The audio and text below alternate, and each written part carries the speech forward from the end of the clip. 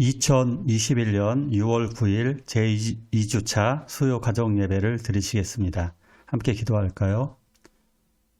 사랑과 은혜가 충만하신 아버지 하나님, 주의 사랑으로 우리들을 보살펴 주시고 인도하여 주심에 감사드리옵나이다. 아버지 하나님, 우리 교회의 어린아이들을 생각해 봅니다. 하나님께서 어린아이들을 저희들에게 주셔서 기쁨으로 아이들을 양육하게 하여 주심에 감사옵나이다. 이 아이들을 바르게 키워내서 하나님의 나라로 인도할 수 있도록 하나님 도우시고 역사하여 주시옵소서. 이 예배를 통하여 아이들을 바르게 가르치고 알려주어서 하나님의 말씀대로 살게 하여 주옵소서. 우리들은 더 그 말씀에 본을 보일 수 있도록 인도하여 주시옵소서. 이 시간에 성령님께서 예배 가운데 임재하여 주셔서 큰 감동과 기쁨이 되게 하여 주시옵소서. 예수님의 이름으로 기도하옵나이다. 아멘. 사도신경으로 신앙 고백하시겠습니다. 전능하사 천지를 만드신 하나님 아버지를 내가 믿사오며 그 외아들 우리 주 예수 그리스도를 믿사오니 이는 성령으로 잉태하사 동정녀 마리아에게 나시고 본디오 빌라도에게 고난을 받으사 십자가에 못 박혀 죽으시고 장사한 지 사흘 만에 죽은 자 가운데서 다시 살아나시며 하늘에 오르사 전능하신 하나님 우편에 앉아 계시다가 저리로서 산 자와 죽은 자를 심판하러 오시리라. 성령을 믿사오며 거룩한 공예와 성도가 서로 교통하는 것과 죄를 사하여 주시는 것과 몸이 다시 사는 것과 영원히 사는 것을 믿사옵나이다. 아멘. 같이 찬양하시겠습니다.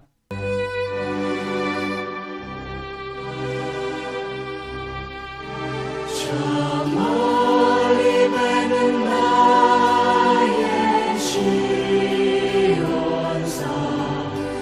오 거룩한 곳 아버지 집 내 사모하는 집에 가고자 한 마음을 세웠네. 저 망망한 바다 위에 이 몸이 상할지라도 오늘은 이곳 내일은 저곳 주 복음 전하리.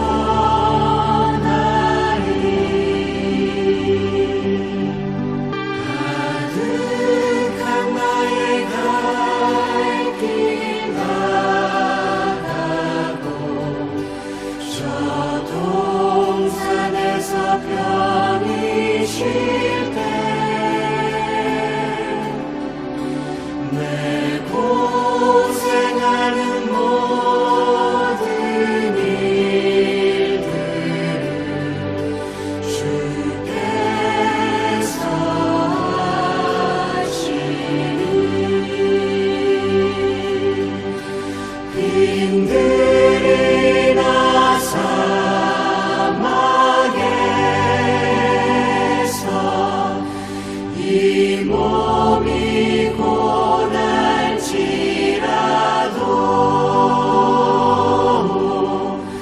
오늘 주 예수 날 사랑하사 날 지켜주시리. 날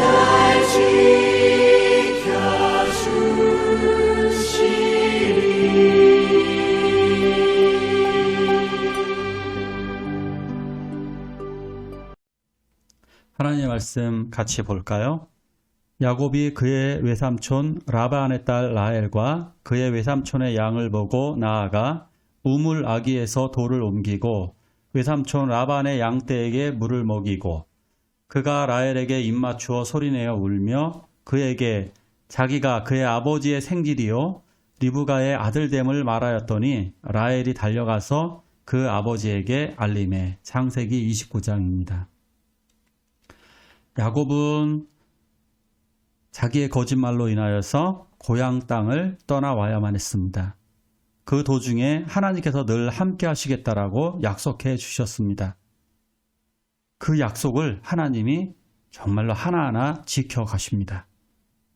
야곱이 우물가에 도착했을 때 그 우물가에서 그토록 기다리던 정말 운명적인 라헬을 만납니다. 자기의 사촌동생이었습니다. 자기가 찾아가려고 했었던 외삼촌의 딸을 만나게 된 것입니다. 우물은 만남의 장소지요. 예수님께서도 수가성 여인, 그 사마리아 여인을 만날 때 수가성에 있는 우물에서 사마리아 여인을 만나서 그에게 구원의 복음을 전해 주셨습니다.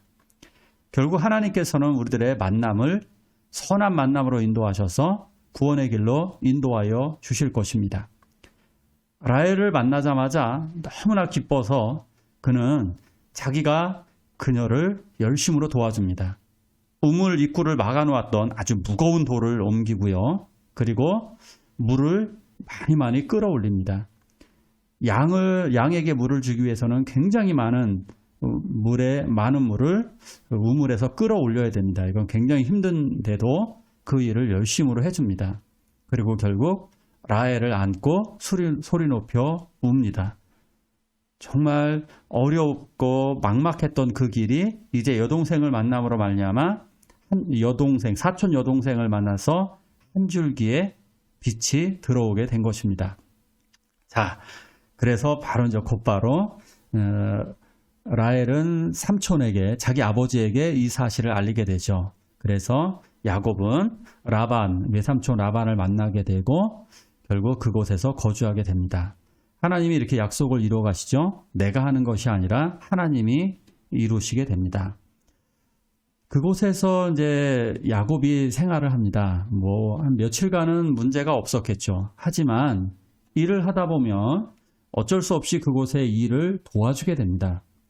야곱은 한 달 정도 머물렀던 것 같습니다. 그러니까 얼마 정확하게는 모르겠지만 머무르다 보니까 일을 굉장히 잘했습니다. 야곱은 워낙 성실하니까 일을 잘하죠. 근데 일을 잘하다 보니까 계속 그렇게 공짜로 일할 수는 없는 겁니다. 아무리 삼촌이라 할지라도 삼촌과는 엄연하게 남이라고 할 수도 있죠. 그렇기 때문에 외삼촌 라반은 어느 정도의 급료를 원하느냐고 물어봅니다.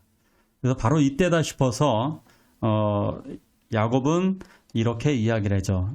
작은 딸 라헬을 아내로 달라고 이야기합니다. 그 조건은 7년 동안 봉사하는 것이었습니다. 7년 동안, 그러니까 7년 동안에 그거로다가 신부 지참금, 신부를 위한 그 지참금으로다가 7년 정도 봉사하겠다라고 하는 그 의도가 들어있는 것이죠. 근데 2명의 여자가 있었죠. 큰 언니의 이름은 레아, 그 동생의 이름은 라헬입니다. 그런데 언니 레아는 성경에 보니까 시력이 약하고 17절에 보니까 레아는 시력이 약하고 시력이 약하다라고 하는 것들은 이런 의미가 있는 겁니다. 히브리인들 입장에서는 총명하지 못하다 이런 의미가 있는 겁니다. 총명하지 못하다. 근데 또한 상대적으로 라헬은 곱고 아리따웠다. 그러니까 이거를 이렇게도 해석을 하기도 해요. 우아하고 외모가 매우 아름다웠다. 그것 때문에 선택을 하게 되는 거죠. 좀 농담 삼아 이런 거 외모 깡패 이런 느낌이 들기도 합니다. 어쨌든 라헬은 조금 더 지혜가 있었던 것 같아요. 그리고 외모적으로 예뻤기 때문에 야곱은 라헬을 위해 7년을 봉사하게 됩니다. 그런데 결혼식 날 딱 보니까 결혼식 날 이제 술을 마시고, 그러니까 이 나라에서는 포도주를 마셨기 때문에 아마 포도주를 마시고 잠들고 아침에 눈을 떠보니까 신부가 바꿔치기가 돼 있었습니다. 언니 레아였던 것입니다. 그래서 장인어른에게 따지게 되죠. 외삼촌이자 장인어른에게 따졌더니 외삼촌이 이거 교묘하게 속인 거죠. 속이면서 이렇게 얘기하죠. 야, 언니를 먼저 보내야지. 동생을 먼저 시집 보내는 법은 없어. 이렇게 이야기를 합니다. 그래서 결국 라헬을 얻기 위해서 또다시 7년간 재봉사를 하게 됩니다. 지금의 개념으로 보면 좀 황당한 부분도 있습니다. 아니 왜 두 딸을 이렇게 다 야곱에게 몰아줄까? 근데 이런 고대인들은 가족끼리 결혼하는 것에 대해서 별로 이렇게 특히 사촌끼리의 결혼에 대해서는 그렇게 이상한 생각을 갖지 않습니다. 그냥 일반적으로 오히려 그것이 자기들의 가문을 보존하기에 더 유리하기 때문에 이런 선택을 하게 됩니다. 또 모르는 사람들에게 주는 것보다는 아는 사람을 통해서 자녀를 있게 하면 되는 거기 때문에 결과론적으로는 아는 자기 조카에게 시집 보내는 것이 훨씬 더 좋다라는 생각을 한 것 같습니다. 결국에는 이 다산은 다산의 축복으로 연결되어지게 됩니다. 그러니까 그럼에도 불구하고 하나님은 이러한 방법을 통해서도 어떻게든 하나님이 함께 하셔서 복을 주시게 됩니다. 그래서 결국 12명의 아들을 낳아서 12민족의 조상이 되어지는 것입니다. 하나님께서 이렇게 놀라운 복을 주십니다. 고대 시대에는 아들이 많은 게 엄청난 복입니다. 왜냐하면 아들은 전투를 하는 군인이 되기도 하기 때문에요. 엄청난 축복 중에 축복이라고 볼 수 있습니다. 자, 이제 레아의 강점을 한번 볼게요. 레아는 좀 억울한 부분들이 좀 있었죠. 야곱의 마음속에 언제나 라헬이 들어있었습니다. 자, 그렇다면 레아는 약점이 많은 여성입니다. 총기도 없고 예쁘지도 않습니다. 그런데 레아에게 강점이 있었습니다. 그 강점은 바로 하나님을 의지하는 겁니다. 하나님을 의지했기 때문에 그는 하나님을 의지해서 그로 말미암아 하나님께서는 레아에게 축복을 더 주시는데 그 축복은 다산의 축복이었습니다. 아이를 계속해서 하나님께서 주신 것입니다. 연약하기 때문에 또 하나를 주시기도 합니다. 어떻게 보면 좀 공평하신 하나님이라 볼 수도 있죠. 하나를 얻으면 하나를 잃는 그러한 것도 우리가 삶 속에서 보기도 합니다. 모든 것을 완벽하게 가진 사람은 세상에 그렇게 보면 많지 않습니다. 자, 아이를 낳고 네 번째 아이의 이름을 유다라고 이름을 지었습니다. 6명의 아들을 낳게 됩니다. 그리고 네 번째 아들의 이름을 유다라고 합니다. 하나님을 찬양했다라고 하는 이야기입니다. 그러니까 하나님을 찬양했다라고 하는 게 뭐냐면 하나님 나에게 복을 내려주세요 하는 것.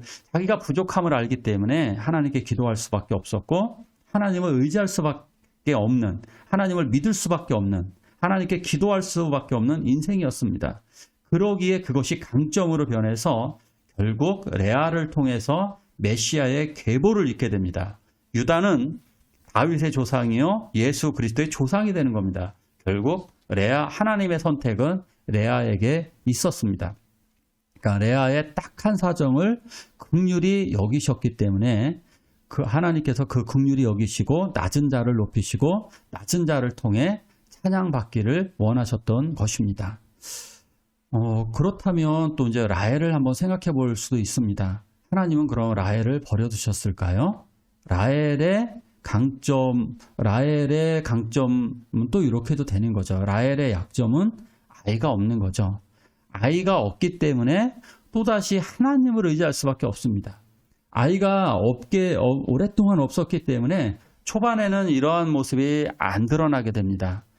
그렇지만 결국 하나님을 의지하기 때문에 하나님께 기도하게 되고 결국 하나님께서는 그것을 불쌍히 여기셔서 라헬의 태의 문도 열어주십니다. 결국 아이를 낳고 싶은 이러한 것들이 자기의 힘이 아닌 자기의 예쁨, 자기의 지혜가 아니라 하나님의 능력임을 깨닫게 됩니다. 결국 라헬이 느지막하게 난 두 아들, 그 첫 번째 아들 요셉을 통해서 성경 역사의 길이 남을 위대한 요셉을 갖게 되는 것입니다.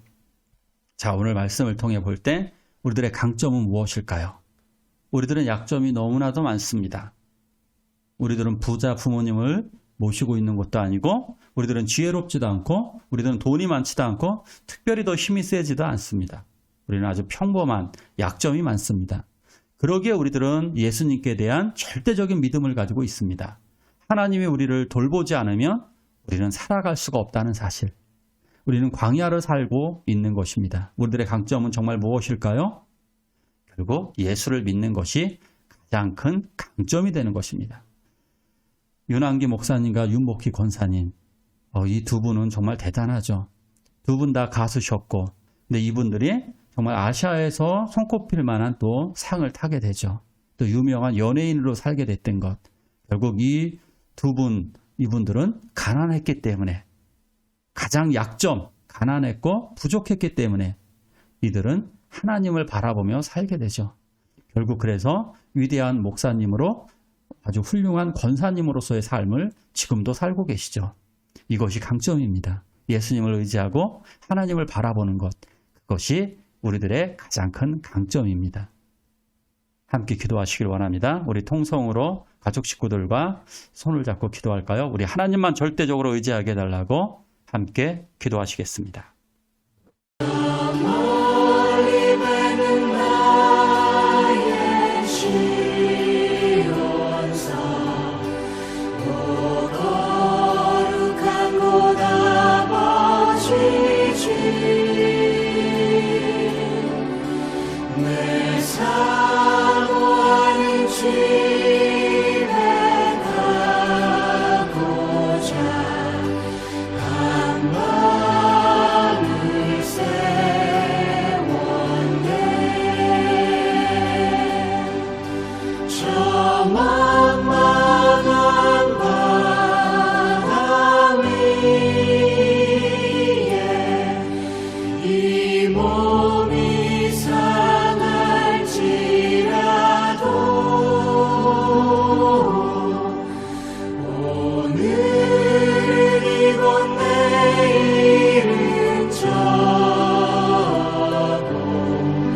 주 복음 전하리.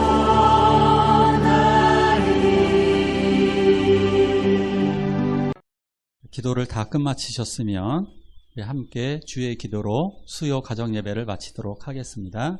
함께 기도하실까요? 하늘에 계신 우리 아버지여, 이름이 거룩히 여김을 받으시오며 나라가 임하옵시며 뜻이 하늘에서 이룬 것 같이 땅에서도 이루어지이다. 오늘날 우리에게 일용할 양식을 주옵시고 우리가 우리에게 죄지은 자 사람을 사하여 준 것 같이 우리의 죄를 사하여 주옵시고 우리를 시험에 들게 하지 마옵시며 다만 악에서 구하옵소서. 내게 나라와 권세와 영광이 아버지께 영원히 있사옵나이다. 아멘.